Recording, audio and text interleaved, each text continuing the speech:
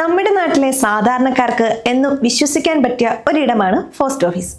പണം നിക്ഷേപിക്കാൻ മാത്രമല്ല, അത്യാവശ്യ ഘട്ടങ്ങളിൽ വളരെ കുറഞ്ഞ പലിശയ്ക്ക് ലോൺ എടുക്കാനും പോസ്റ്റ് ഓഫീസ് സഹായിക്കും എന്ന് നിങ്ങളിൽ എത്ര പേർക്കറിയാം?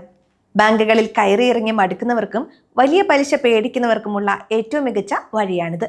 2026-ൽ പോസ്റ്റ് ഓഫീസ് ലോൺ നിയമങ്ങളിൽ വന്ന മാറ്റങ്ങൾ എന്തൊക്കെയാണ്, നമുക്ക് എങ്ങനെ ഈ ആനുകൂല്യം പ്രയോജനപ്പെടുത്താം എന്ന് നമുക്ക് ഈ വീഡിയോയിലൂടെ നോക്കാം. നമ്മൾ സാധാരണയായി സ്വർണ്ണപ്പണയമോ പേഴ്സണൽ ലോണോ ആണ് അടിയന്തര ആവശ്യങ്ങൾക്ക് ആശ്രയിക്കാറുള്ളത്.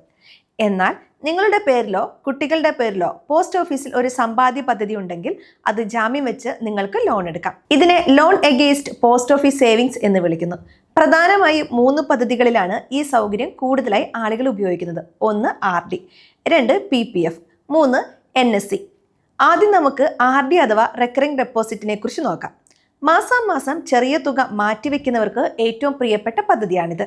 നിങ്ങളൊരു RD തുടങ്ങി 1 വർഷം കഴിഞ്ഞാൽ അതിലടച്ച തുകയുടെ 50% വരെ ലോണായി ലഭിക്കും. ഉദാഹരണത്തിന് നിങ്ങൾ 1 ലക്ഷം രൂപ ഇതുവരെ അടച്ചിട്ടുണ്ടെങ്കിൽ 50,000 രൂപ നിങ്ങൾക്ക് ലോണായി എടുക്കാം.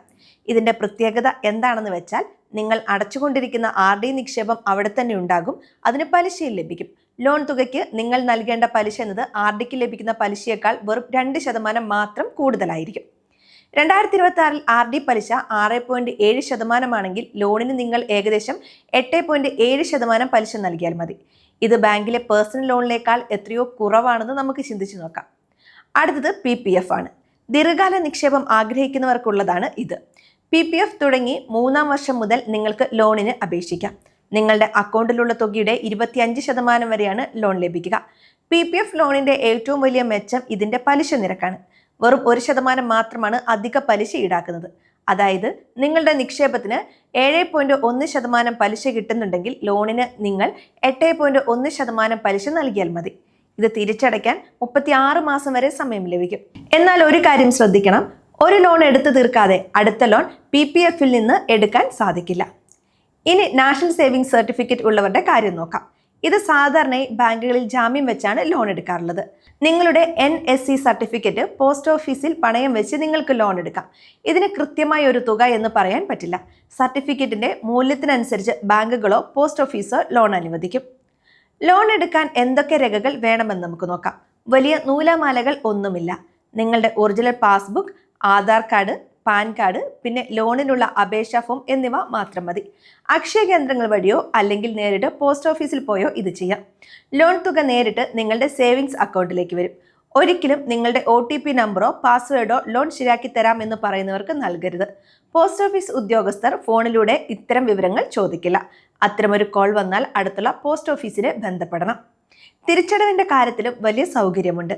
നിങ്ങൾക്ക് ഒറ്റത്തവണയായോ അല്ലെങ്കിൽ മാസഗഡുക്കളായോ പണം അടച്ചു തീർക്കാം. നിശ്ചിത സമയത്തിനുള്ളിൽ ലോൺ അടച്ചു തീർത്തില്ലെങ്കിൽ നിങ്ങളുടെ നിക്ഷേപം കാലാവധി എത്തുമ്പോൾ ലോൺ തുകയും പലിശയും കുറച്ചുള്ള ബാക്കി തുക മാത്രമേ നിങ്ങൾക്ക് ലഭിക്കൂ. അതുകൊണ്ട് കൃത്യമായി അടച്ചു തീർക്കാൻ ശ്രദ്ധിക്കുക. മറ്റൊരു പ്രധാന കാര്യം സുകന്യ സമൃദ്ധ യോജനയെക്കുറിച്ചാണ്. പെൺകുട്ടികളുടെ പേരിലുള്ള ഈ പദ്ധതിയിൽ നിന്ന് ലോൺ എടുക്കാൻ സാധിക്കില്ല. എന്നാൽ പെൺകുട്ടിക്ക് 18 വയസ്സ് പൂർത്തിയായാൽ ഉന്നത വിദ്യാഭ്യാസത്തിനായി നിക്ഷേപത്തിന്റെ 50% തുക പിൻവലിക്കാൻ സാധിക്കും. ഇതിനെ ലോൺ എന്ന് പറയാൻ പറ്റില്ല, മറിച്ച് ഭാഗികമായ പിൻവലിക്കൽ എന്നാണ് പറയുന്നത്. ബാങ്കുകളിലെ ലോണുകളെ അപേക്ഷിച്ച് പോസ്റ്റ് ഓഫീസ് ലോണിന് ചില ഗുണങ്ങളുണ്ട്. 1, പ്രോസസ്സിംഗ് ഫീ ഇല്ല അല്ലെങ്കിൽ വളരെ കുറവാണ്. 2, ഹിഡൻ ചാർജുകൾ ഒന്നുമില്ല. 3, നിങ്ങളുടെ തന്നെ പണം ജാമ്യം നിൽക്കുന്നത് കൊണ്ട് ലോൺ കിട്ടാൻ വലിയ താമസമില്ല.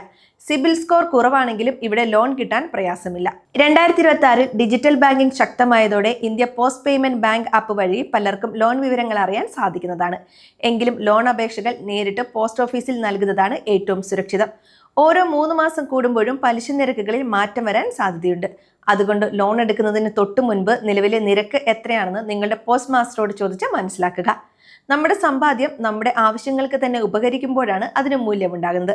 ബ്ലേഡ് പലിശക്കാർക്ക് പിന്നാലെ പോകാതെയും സ്വർണം പണയം വെച്ച് നഷ്ടപ്പെടുത്താതെയും പോസ്റ്റ് ഓഫീസിലെ ഈ സൗകര്യം ഉപയോഗപ്പെടുത്തുക. കൃത്യമായി പ്ലാനിംഗ് ഉണ്ടെങ്കിൽ കടക്കണിയിൽപ്പെടാതെ നമുക്ക് മുന്നോട്ട് പോകാൻ സാധിക്കും.